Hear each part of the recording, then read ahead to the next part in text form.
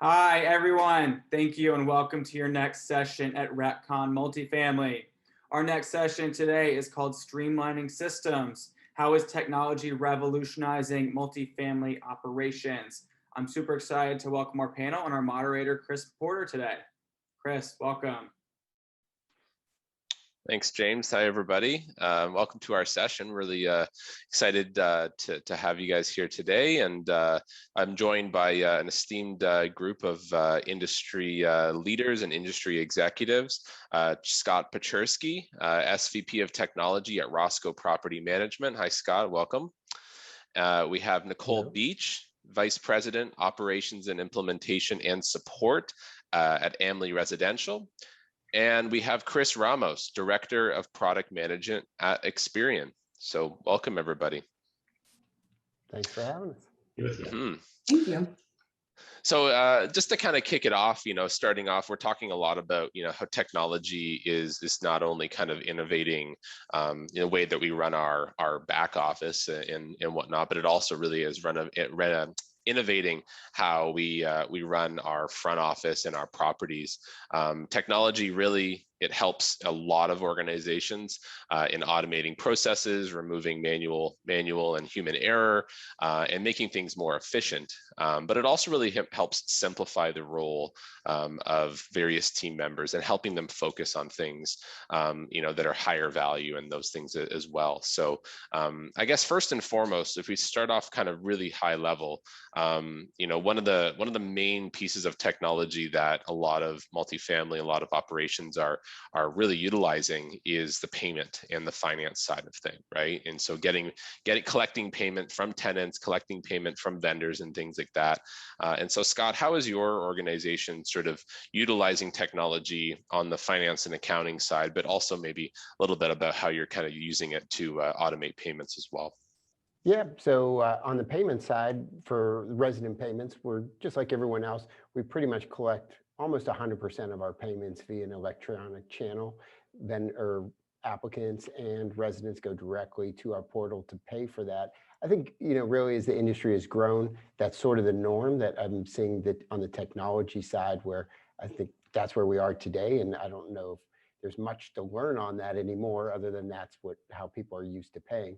I think on the payment side, and I don't know if that was the direction you were mentioning, accounting and back office, I think that's where we're seeing a lot of great use of technology. I think for us, which seems like such an easy thing to do, is really on the payment side. Even as recently as a year ago, we were paying with paper checks, and that isn't the case anymore. And I think you even have a great benefit of not just trying to EFT vendors. There's so much technology you can use. Like either we could start off right at the beginning with our sites where they'll order everything directly through a marketplace through one of our vendors, where it's directly integrated into the PMS. Everything is done that way.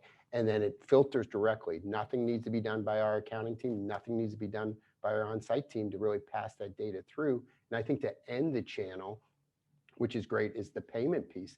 The payments now flow. We don't have someone dedicated in a big check printer sitting there with people when they go on vacation, who's going to cut checks next.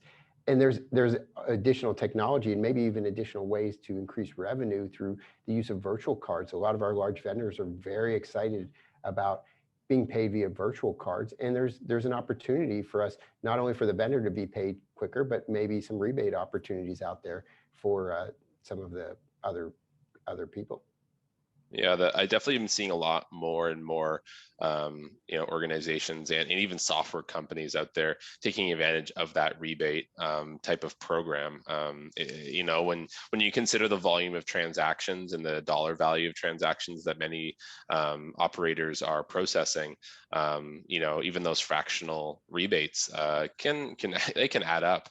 But it's such a small and seemingly simple thing to implement within an organization is to go virtual, to take advantage of those rebates and things like that. So Nicole, how is your organization utilizing technology on the finance and sort of billing side? Well, I think Scott was right on with saying rent payments, the adoption of, electronic rent payments. I mean, we've been doing that over, the last 5-10 years. And I think, Most management companies are comfortable with that, as well as resident and applicants. However, Scott, I am curious because we have been discussing internally, how we can move beyond paper checks. What challenges did you run into when you implemented completely electronic payments at your organization? Yeah, you still have the challenge of maybe demographics that want to pay with paper checks. The way we work around that is truly when someone moves in, you walk them through the process and make it as simple for them, including even just scheduling their payment for them, and then they never need to worry about it again. And I know all the providers have that. There's really, what you need to do is push for the people that still want to pay via paper check.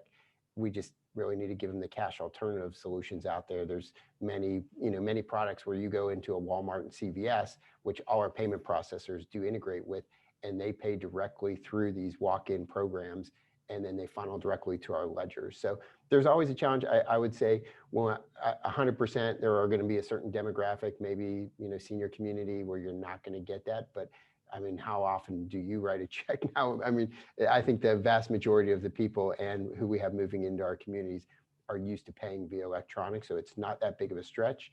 And especially you get it written into the lease, and that's something that they're just going to be used to doing. Mm-hmm. Yeah, I agree. Now, from like a vendor payment side, are you cutting paper checks for vendor payments, or are you doing a combination of the two things? So on our side, what we do is we've outsourced the payment of our vendors directly to a third party. So, and with them, once again, we don't suggest they get paper checks. If a vendor requires a paper check, we're going to give them a paper check. That's part of the process. But at the end of the day, even when you educate vendors, why would they want a paper check where there's a mail and there's a chance of it getting lost when there's other technology channels? Either EFT or, like I said, virtual cards are very, very popular with vendors nowadays. They're willing to, maybe lose a fraction of a percentage point to get paid quicker. And that's something that really what our third-party payment provider does and really pushes to our vendors. But that's where technology got ourselves out of the equation. We weren't making any money with our vendor. I mean, we had goodwill built up, but there was nothing that we were doing by, owners are hiring RPM Roscoe because they pay their vendors more efficiently than everyone else. We weren't gaining business on it, but it's something we can hang our hat on, that we're proud of, that it can be done efficiently. No, I agree. I'm really interested in going down that road. One of our focuses right now is, paying our resident refunds electronically and completely getting away from paper checks there. Everyone in multifamily and property management has experienced, all of the checks that never get cashed and the pain points that creates from bank reconciliation standpoint. So how can we eliminate that, streamline that, and then issue all refunds electronically? And I can share a perspective from the credit bureau as well, Experian, with regards to the resident payment journey, having the consumers, giving the consumers access to a resident portal, and the kind of the evolution of payment types to trend towards kind of an online payment processing environment that presents new and improved opportunities. It expands our ability to aggregate payment data within the credit bureau, and specifically rent bureau at Experian. We traditionally rely on the accounting software systems to compile all of the payment ledger detail. And when you've got the consumer paying through a point of sale online, it really just lends to another opportunity to capture consent. And also the ability to capture the payment event as well. So very, very supportive of the ability for consumers to have those options to be able to report the rental payments to the bureaus. Yeah, and I think on that, in Chris being from Experian, how have you sort of seen technology? I think you'd probably have seen it, on the forefront of really being utilized from a renter screening perspective. Like, it's more than just obviously the credit side of things, but there's a lot of other, components that go into the screening process. Like maybe you could sort of shed some light on sort of how that whole process has been really revolutionized by technology as well. Sure. So from our perspective, Chris, technology is really allowing Experian to compile more data across different systems, do so more quickly than we could in the past, to help really facilitate a more immediate, real-time decisioning for rental screening. We are often aggregating data from different sources that help kind of inform the leasing application. And of course, the end result or goal is to help the leasing agent or landlord make a more a better informed decision about the potential candidate. So, residents now, to take that full circle, have really more options, more digital options to apply for rental properties, and I think the technology is really helping both the resident as well as the leasing agent or landlord get to better decisions and get to those decisions more quickly. Scott or Nicole, are you guys using technology on that front as well? We are, and I think what excites me, I think everything, the forecasting that, the screening providers are offering to allow us. But I'm going to use screening as a broader term here, because I think what we've done in the last, 3-4 years, even shorter than that, maybe with ID verification, that to me is part of the screening process, and it's great. Like now, the fact we can have someone come in, we can take their driver's license. I have to admit, the first time I saw it, I didn't even really notice there was a barcode on the back of my driver's license or some sort of QR code looking thing.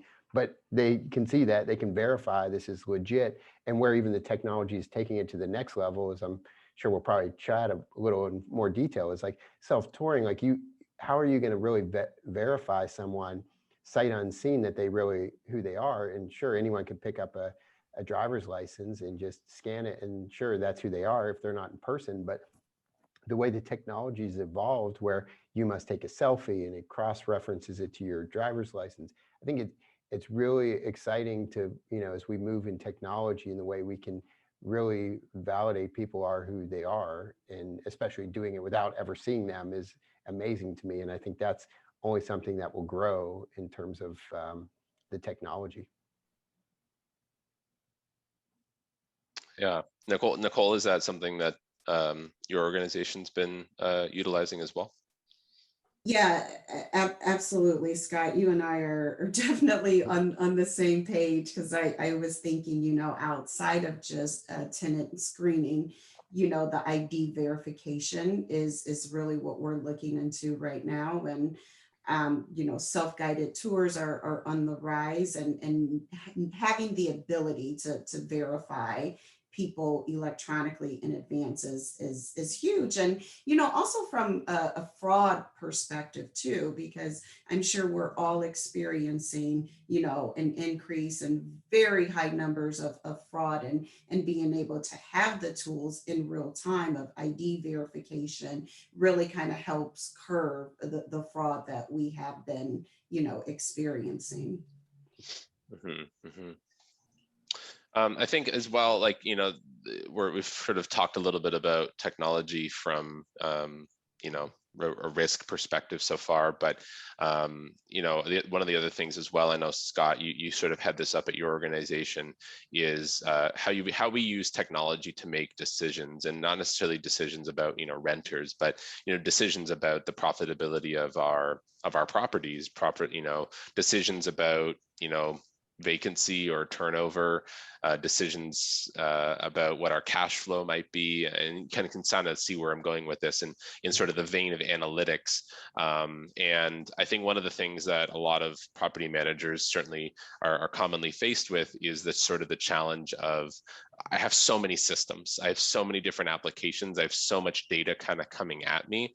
How is that sort of something that you guys are tackling today in your various organizations? And, where would you sort of suggest if you're talking to somebody who hasn't really formulated their data strategy, like where would you even start? So I'm just kind of curious, like everybody's always at different stages in their data analytics and their strategy around that. So I'm always just curious, like where does that sit, and what advice might you be able to give?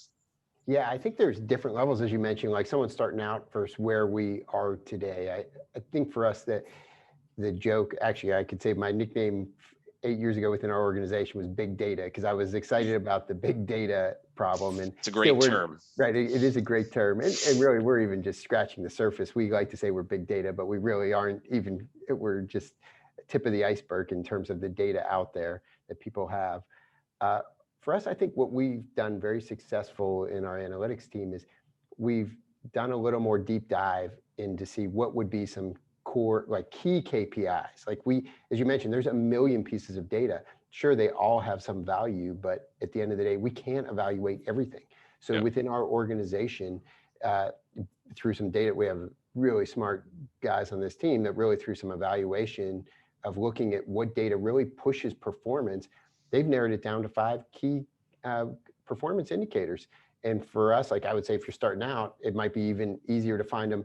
For us, we have data coming from multiple systems, but a lot of this might just reside in your property management system. Like for us to really, if you are fixing your service work orders within 24 hours, is as simple as a metric it is, it directly correlates to increased NOI and resident retention.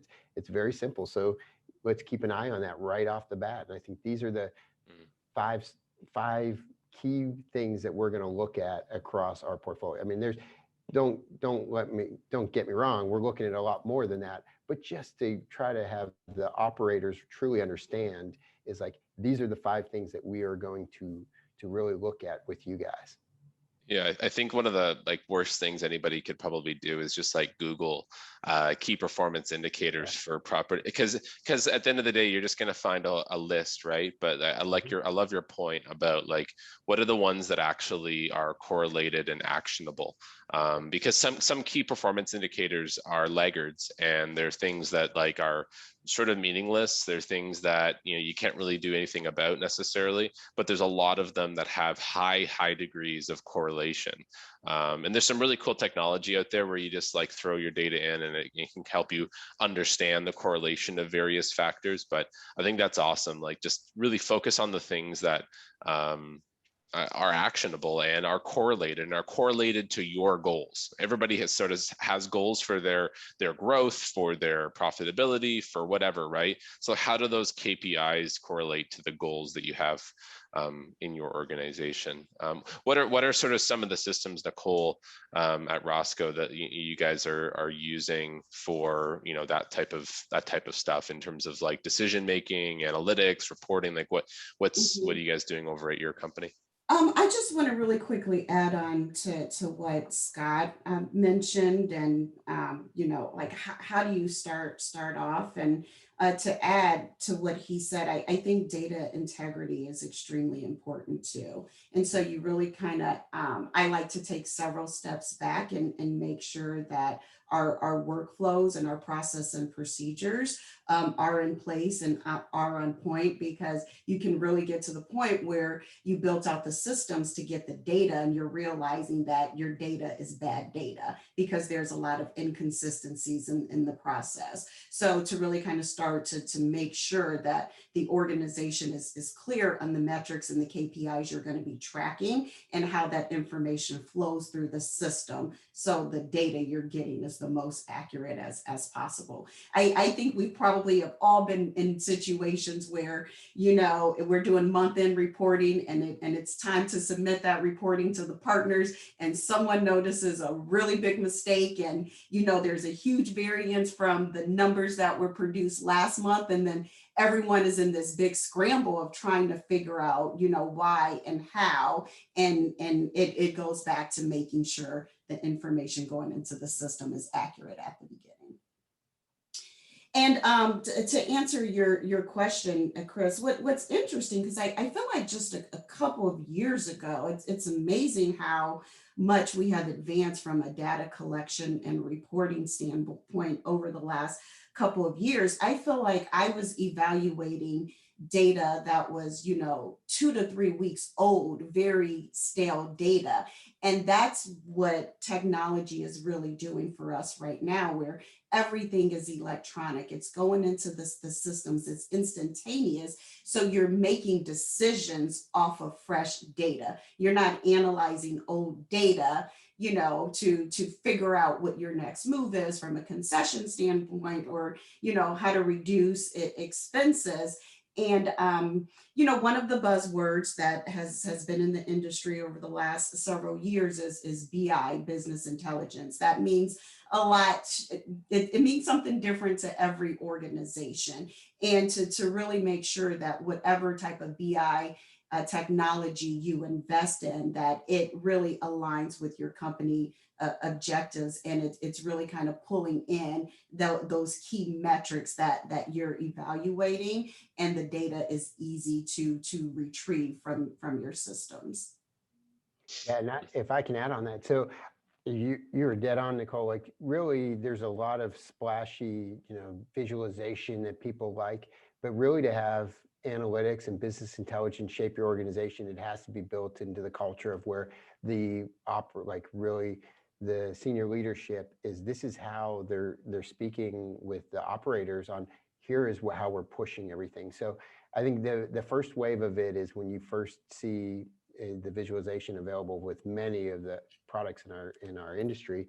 It's great, and this tells you, and it really, even maybe out of the box alone, it's worth the investment just to see that visualization, especially if you're meeting with ownership groups and clients. But to really push it to the next level, this is where the senior leadership, this should be their holy grail, their dashboard that they go to on and maybe it's just different levels. Like an RM, this might be something that they need to go to on a weekly basis, and senior leadership monthly basis. But on that monthly basis, when they're meeting with these teams, we found it to be most effective when it was truly, that was the point surrounding our meeting. Let's look at each of these, what's pushing, what's really moving the organization as a whole in terms of this data source.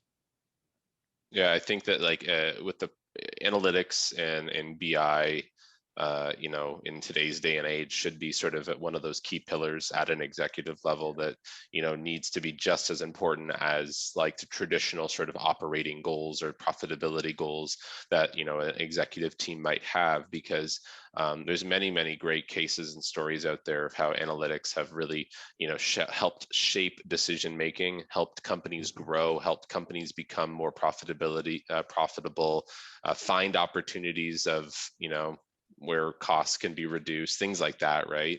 Mm-hmm. And so I think we're past the point where companies should be looking at it as, oh yeah, it's a back office project. It's like, no, that's actually like a key strategic, it's part of our 3 strategic goals this year. Mm-hmm. And it's something that, if done right, can really be fundamental in helping organizations. Chris, like what are, from your perspective, like what are you seeing from your clients, sort of regarding data and how they're technology and how they're using it to make better decisions? Sure. From an application processing standpoint, we think a lot about the resident journey and rental screening, right? Where we're deploying our data to help our clients provide better decisions to their end users. And so I think Scott touched on one kind of key component, which is identity verification, right? And so we leverage data that's often deployed behind the scenes to allow the consumer to ID verify within the application process and do so seamlessly. It's often happening behind the scenes without their knowledge. In some cases, they're asked out of all the questions, but often we rely on other data assets and device IDs, et cetera, to help make that process more seamless. So that's kind of one, I think, key component where Experian touches on kind of the ecosystem of data within the space. I think as it relates to the rental screening, decisioning process. That's another key area where we focus on and leveraging our data, attributes, and risk models to help our clients and their end users provide more meaningful outcomes, right? And so you think about all of the different data sets and how that could be challenging to incorporate those all within the application processing journey. We've developed risk models, for example, a score we brought to market called Renter Risk Score, which essentially looks at all of these different data assets. It's looking at the core credit repository, but it's also looking at other alternative data assets like Rent Bureau, and it's pulling those all together into kind of a more holistic score that provides a real-time response or indication to the consumer and an end user as to the likelihood of a lease going bad or rather future performance on the lease. So it's predictive data and outcomes to help automate and underwrite the decisioning process as it relates to the application.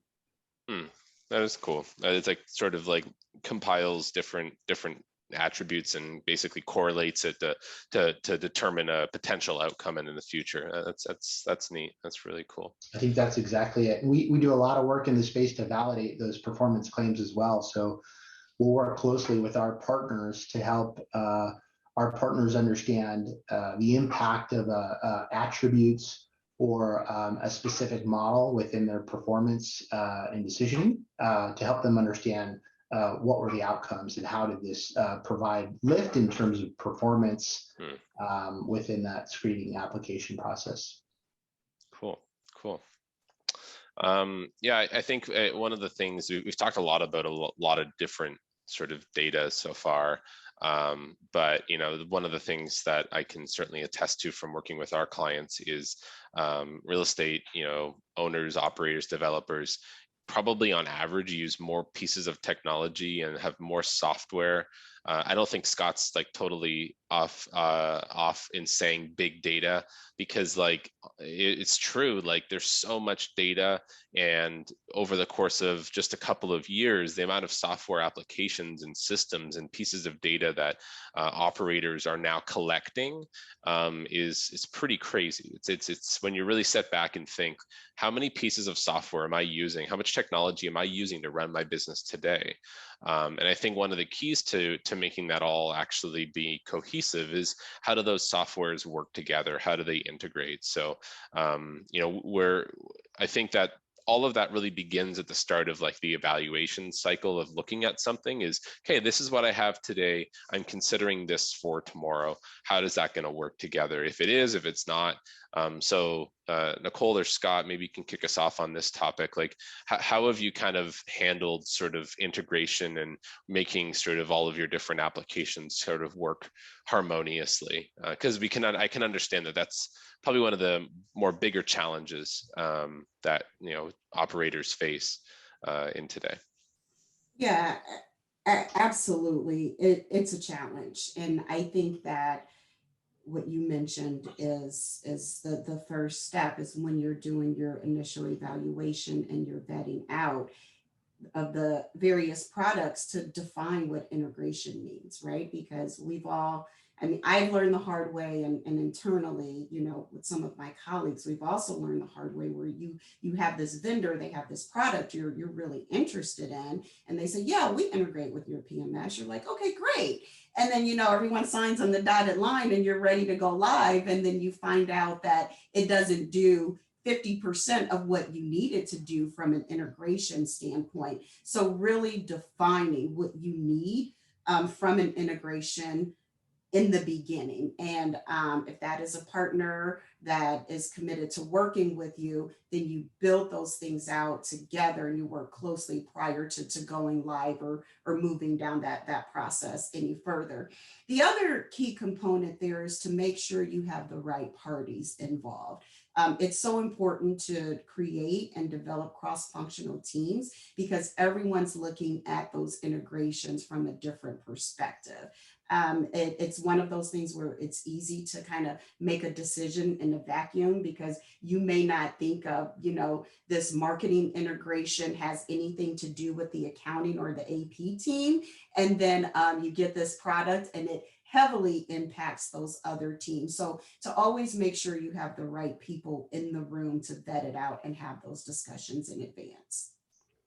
Yeah, and I could say what Nicole was echoing, really, and we've come a far way. I've been in the industry for 20 years, and really, what was integration? What does it mean to understand? Because if you're not in our industry, a lot of people will say, yeah, we can integrate with anyone. We have an API. They don't understand the limitations of what, the core enterprise softwares for many of us are using. So what does that integration mean? Are we saying flat file? You can give us a flat file that we will upload into our system. I don't know if I'd call that an integration, but they certainly could call it an integration.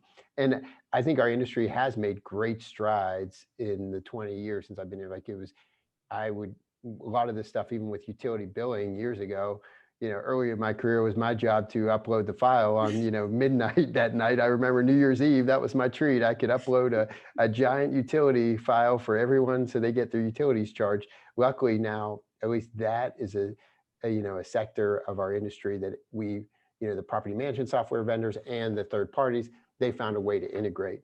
I want to go back there when you're saying like the integration piece. And as we talk about like data and analytics, I think we need to understand also what is the system of record in terms of where are we going to try to pull some of this data. So sure, if we're working with a partner that's going to integrate with our property management software, great, that's where it's going to integrate. But at the end of the day, do we want every piece of data to reside in our property management software, or do we need to create another data warehouse? And I think that's a challenge. I think as you get larger and as an organization, it's one that's very easy. You decide you want another data warehouse, and we're going to pull this data in and be able to report on it.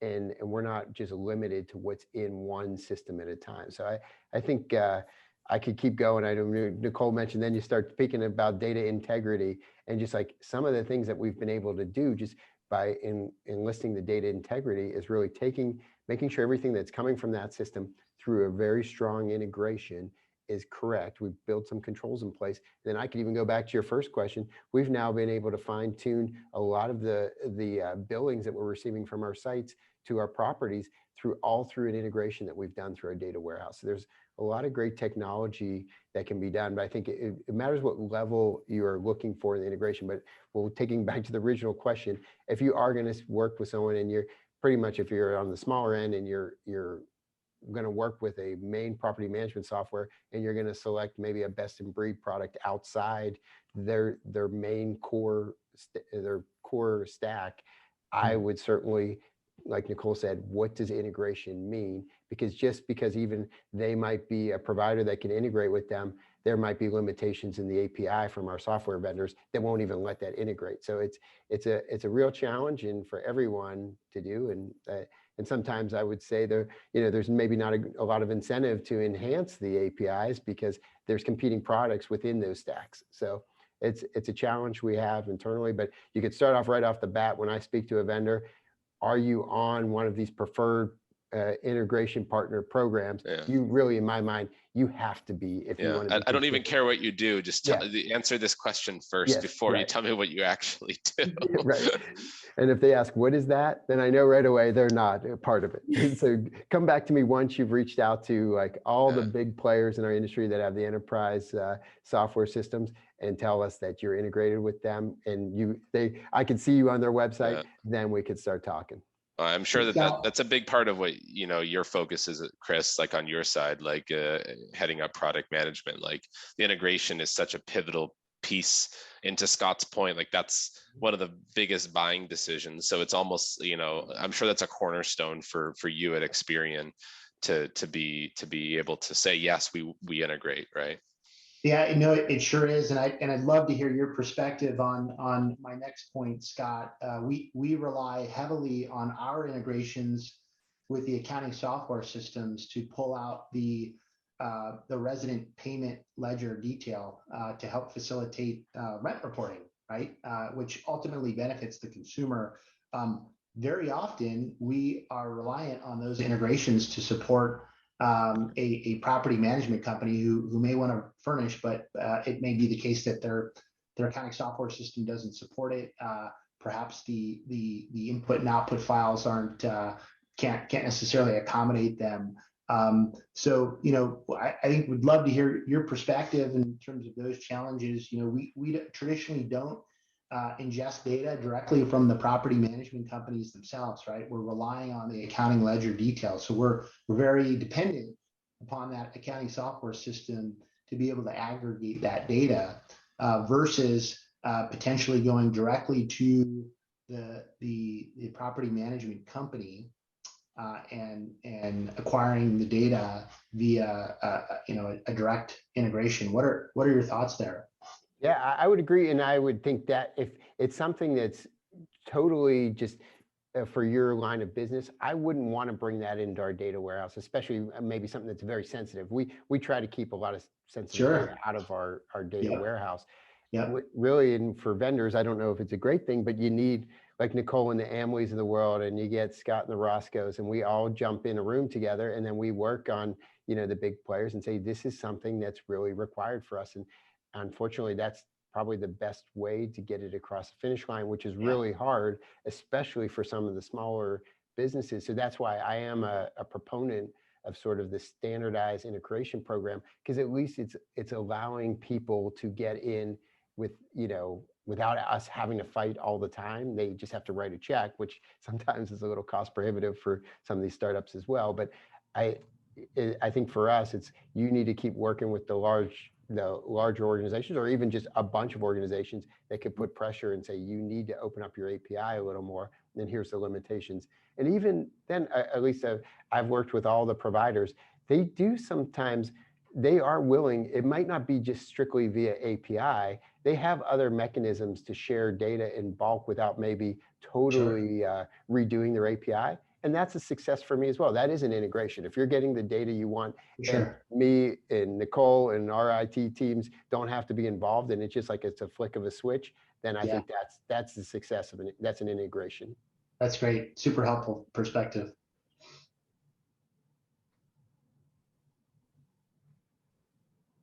Yeah, I think like for us, like my company, we're a software provider, and that's kind of one of the key like cornerstones of getting into real estate and construction for us has always been working with the technology providers first and foremost, and then the customers will come. The customers will naturally look to you over something that's sort of like as Scott said, what is that, right?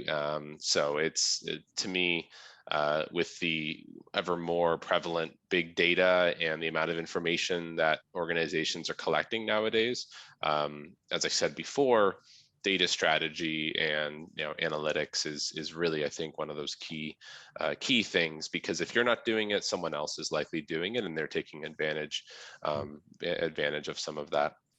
I think a lot of what we talked about kind of so far has been, how does the corporation, tend to benefit from tech? But there's definitely a lot of great application of how the resident and how the people that are actually renting and leasing properties can benefit from it. We talked a little bit about sort of the collection side from a check perspective, and I'm sure there's some tenants out there that have never written a check before in their lifetime, and they might not ever.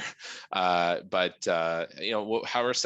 are you seeing it on the sort of resident, the customer side, if you will, how they're benefiting on their end from technology?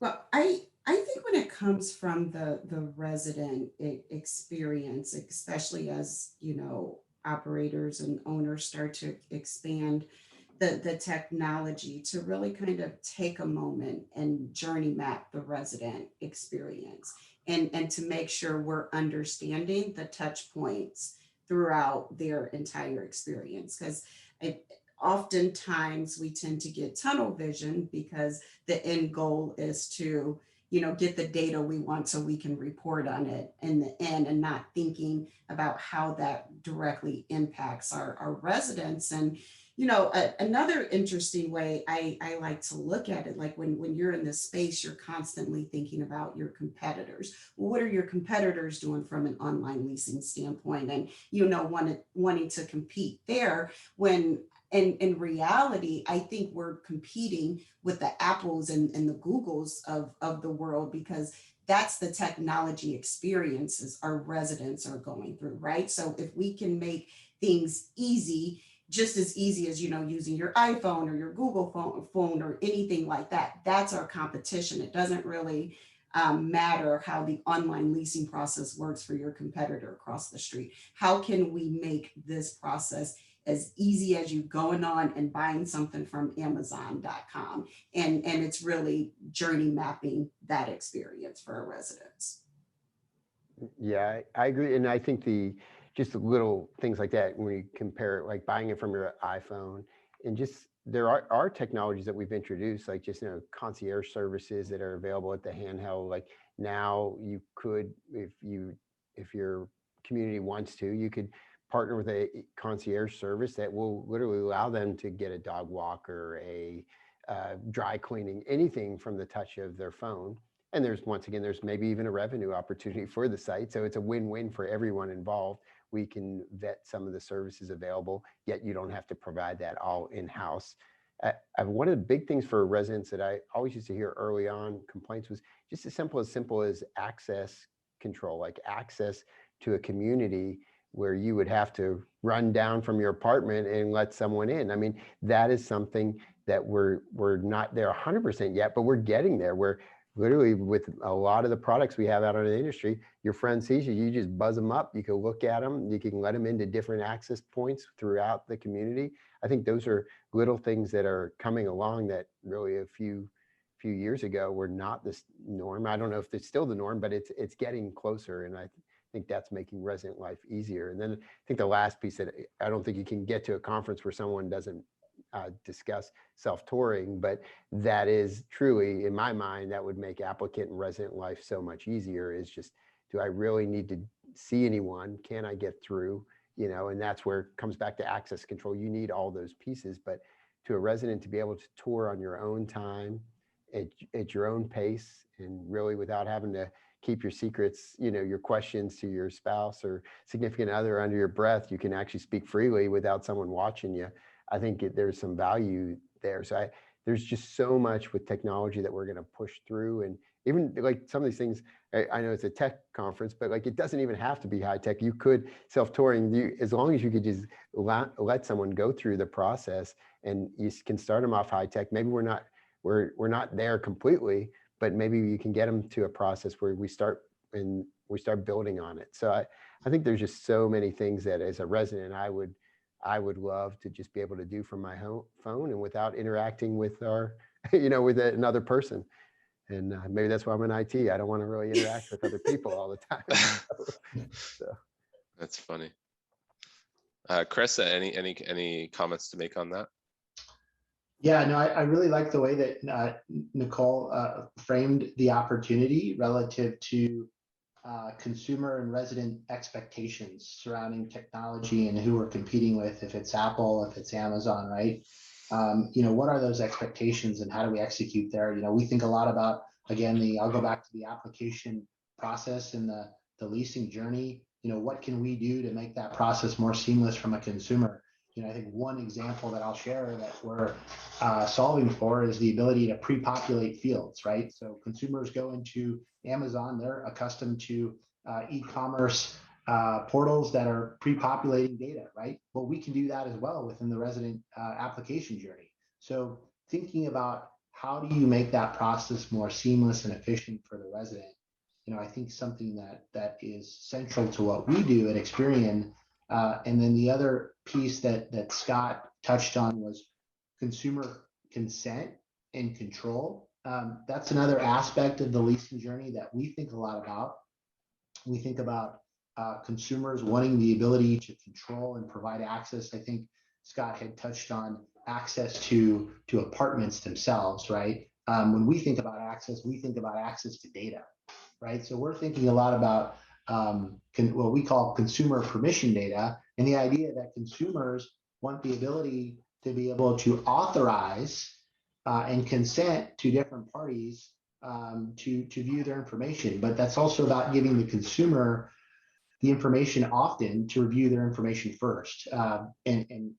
And traditionally, consumers within the rental application have not had that opportunity to kind of view their reports and scores, and we're starting to give them the ability to do that so that they can make more informed decisions before they give consent to share those applications with other parties. So really good points from both Nicole and Scott. I think not to end it off on sort of a less than exciting note, but I think it's worthwhile sort of talking about. Sometimes there's always those people out there that kind of are looking at technology as, oh, technology is replacing jobs, AI is, taking over the world, and all of this other, type of stuff.